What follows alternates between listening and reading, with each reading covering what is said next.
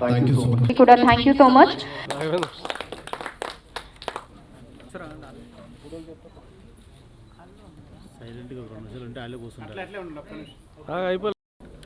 అయిపోయిందా? అయిపోయింది.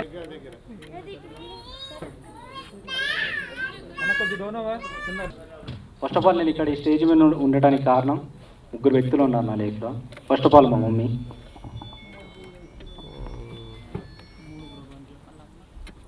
మీడియా సమక్షంలో అందరుగా ఫస్ట్ ఆఫ్ ఆల్ నన్ను క్షమించమ్మా. ఎన్నో సందర్భాల్లో నేను చాలా ఇబ్బంది పెట్టాను, బాధ పెట్టి ఉంటాను సినిమా కోసమే. ప్రతి క్షణం సినిమా సినిమా సినిమా ఈ కష్టంలోనే బ్రతుకుతున్నాను, దీంట్లోనే తిరుగుతున్నాను. కానీ ఎనీ టైం నేను మిమ్మల్ని ఫ్యామిలీని చాలా ఇబ్బంది పెట్టాను. ఏం మాట్లాడాలో కూడా ఒక్కొక్క టైంలో మిమ్మల్ని చూసి ఇంటికి వచ్చి కూడా బాధపడేవాడిని. ఇంకోటి, 2 మెగాస్టార్ చిరంజీవి గారి వల్లనే నేను ఇక్కడ ఈ స్టేజ్ మీద ఉన్నానండి, ఆయన చూస్తూ పెరిగాను. ఇంకోటి, ఇక్కడ ఈ స్టేజ్ దాకా రావడం కూడా జస్ట్ కళ్యాణ్ అన్న గారు నాకు సపోర్ట్ చేయడం, ఇక్కడ దాకా ఈ స్టేజ్ మీద రావడం హార్ట్ఫుల్గా థ్యాంక్స్ చెప్పుకుంటున్నాను కళ్యాణ్ అన్న.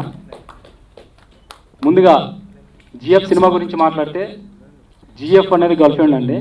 మన పోస్టర్ చూసేది వేరు, సినిమా వేరు. అందరిలా నేను ఉండకూడదు, ఎందుకంటే ఈ సినిమా ఇండస్ట్రీ సముద్రం లాంటిది. దీంట్లో నిలదొక్కుకోవాలని అంటే కొత్తగా వెళ్ళాలి.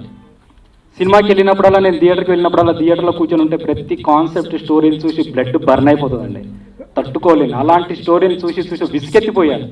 ఒక్కొక్క క్షణం ఎందుకు ఇలాంటి సినిమాలకి నా వేల కోట్లు డబ్బులు తగలెట్టేస్తున్నారు. మంచి కంటెంట్ తోటి, మంచి తక్కువ బడ్జెట్లో అయినా సరే మంచి కంటెంట్తో ముందుకు వస్తే ఎందుకు ఆదరించారు ప్రజలు అనేది నేను ఫస్ట్ ఆఫ్ ఆల్ నమ్ముతాను ఆర్ట్ వర్క్ని. ఇంకోటి, మన చిన్న సినిమా అంటే ఎందుకు చిన్న చూపు ఇండస్ట్రీ పెద్దవాళ్ళందరికీ ఎందుకు? అందరూ కూడా గుర్తుపెట్టుకోవాల్సింది ఒకటండి, ఎవరు మనసు నొప్పించినా నన్ను క్షమించండి. ఎందుకనంటే సినిమా పెద్దలు ఎవరున్నా అందరూ కూడా చిన్న సినిమా నుంచే జీవితాలు మొదలయ్యాయని గుర్తు చేస్తున్నాం ఒకసారి. ప్రతి చిన్న సినిమాని చిన్న చూపుగా చూస్తున్నారు. ఎక్కడికి వెళ్ళినా చిన్న సినిమా చిన్న సినిమా. బ్లెస్సింగ్ చేయడానికి కూడా రాని వ్యవస్థలో మన సినిమా ఇండస్ట్రీ ఉంది. ఎందుకు ఇలా చేస్తున్నారు? మన చిన్న సినిమాల వల్ల ఎంత రెవెన్యూ వస్తుంది సినిమా ఇండస్ట్రీకి. ఫిలిం ఛాంబర్స్ దగ్గర నుంచి కానీ కొన్ని వేల సినిమాలు, వందల సినిమాల్లో ల్యాబ్లలో మునిగి అక్కడే పడిపోయి ఉంటున్నాయి. అంటే ఎంతమంది ప్రొడ్యూసర్లు కూడా నాశనమే, రోడ్ల మీద పడిపోతున్నారు, వాళ్ళ జీవితాలు నాశనం అయిపోతున్నాయి. దయచేసి చిన్న సినిమాని ఆదరించేసి పెద్దవాళ్ళు మనస్ఫూర్తిగా మాలాంటి వాళ్ళని, కొత్త టాలెంట్ ఉన్న వాళ్ళు ఎంకరేజ్ చేస్తే సినిమా అనే ప్రపంచంలో మార్పు అనేది వస్తుందండి. Thank you so much. GF అంటే మా ఇటు బాబాయ్ అవుతారు యాక్చువల్ ఇటుక రాజన్న నాకు. నేను పెద్దలు సార్కి అండ్ వైఎస్ఆర్సీపీ సార్కి అందరూ కూడా నమస్కారం చెప్తున్నాను. జిఎఫ్ అంటే గుడ్ ఫిల్మ్, గ్రేట్ ఫిల్మ్, ఇంకా ఎన్నో వస్తుంటాయి. ఇది గుడ్ ఫ్యూచర్ ఉన్న హీరో చిరు, అంతేనా? నిజంగా నేను చిన్నప్పటి నుంచి మెగాస్టార్ గారి పెద్ద ఫ్యాన్, అంటే చాలా పెద్ద ఫ్యాను. ఎన్నో సినిమాలు చూసినా మీరు కూడా అంత మంచి పేరు తెచ్చుకోవాలని మనస్ఫూర్తిగా కోరుకుంటున్నానండి. ఆ పేరులో మామూలు పవర్ కాదు, మీకు చిరంజీవి అంటే హనుమంతుడు పవర్ అని ఉంటుంది. మీకు కూడా ఉండాలి. ఈ సినిమా మంచి హిట్ కావాలని మనస్ఫూర్తిగా కోరుకుంటున్నాను. ఎందుకంటే చూస్తుంటే అర్థమవుతుంది మీరు ఎంత కష్టపడ్డారు ఈ సినిమా గురించి. ప్రొడ్యూసర్ నాకు తెలిసి మీ మదరే ఉంటారు, భారతి గారు కానీ మీరందరూ కానీ ఎంత కష్టపడి సినిమా తీసారని ప్రతి ఫ్రేమ్లో తెలుస్తుంది. మీరు చేసిన ఫైట్ కానీ, సాంగ్ కానీ సూపర్. మ్యూజిక్ డైరెక్టర్ నిరంజన్ గారు, అంటే కెమెరామెన్ వలి గారు చాలా బాగా తీశారు. అండ్ ఇందాక మన టీజర్లో వచ్చిన బీజిఎం అదిరిపోయింది, మామూలుగా లేదు. ఒకప్పుడు మనకు టీజర్లో వచ్చేది సినిమాటోగ్రఫీలో అట్లా అనిపించింది నాకు. మంచిగా హిట్ కావాలని మనస్ఫూర్తిగా కోరుకుంటున్నాను. మీ సినిమాలు ఇంకా ఎన్నో సినిమాలు తీయాలి. ఈ సినిమాలన్నీ మనకు థియేటర్లోనే రిలీజ్ కావాలి, అంతే. థియేటర్లో చూడాలి, మంచిగా నడవాలని మనస్ఫూర్తిగా కోరుకుంటూ ఎంటైర్ యూనిట్ అందరికీ కూడా నా ఇదే శుభాకాంక్షలు. సినిమా బాగా పెద్ద హిట్ కావాలని, మీకు మంచి పని రావాలని మనస్ఫూర్తిగా కోరుకుంటున్నాను. టీజర్ ల్యాండ్ ఓపెన్ అవుతుంది, అందుగురించనే దయచేసి మీరందరూ దీన్ని చూసి ఆనందపడాలి. ఒక పాటల్ని ఎంత మధురం ఉందో ఆ మధురాన్ని తెలుసుకోవాలని కూడా మనం చేస్తున్నాం. మంచి ప్రారంభం పాట అయితేనే ఎంతో ఆనందంగా ఉంది.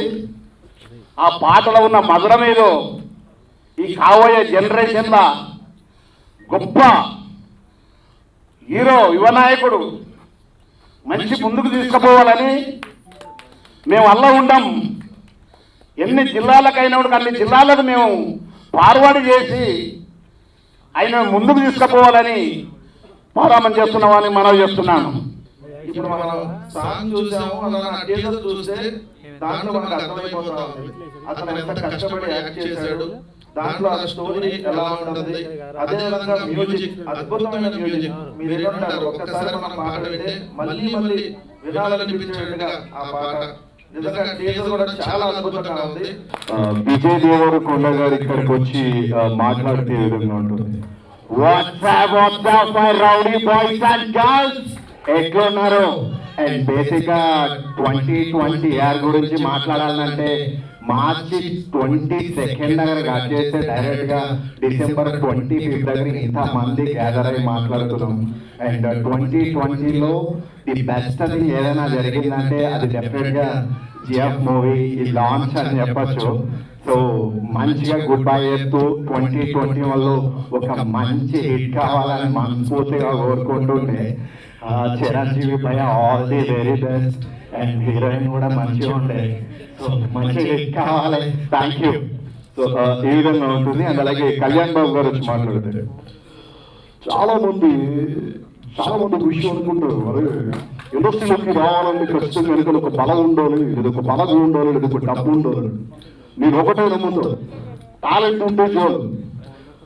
ఒక 2 సంవత్సరాలు లేట్ అవ్వచ్చు కానీ ఖచ్చితంగా టాలెంట్ అనేది ఎప్పుడు ఒక స్థాయిని గుర్తు చేస్తుంది.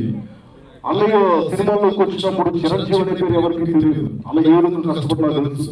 ఈ పోస్టర్ చూసిన తర్వాత, బయట 6 ప్యాక్ కట్అవుట్ చూసిన తర్వాత, 6 ప్యాక్ అంటే ఆశామాషి ఉంది.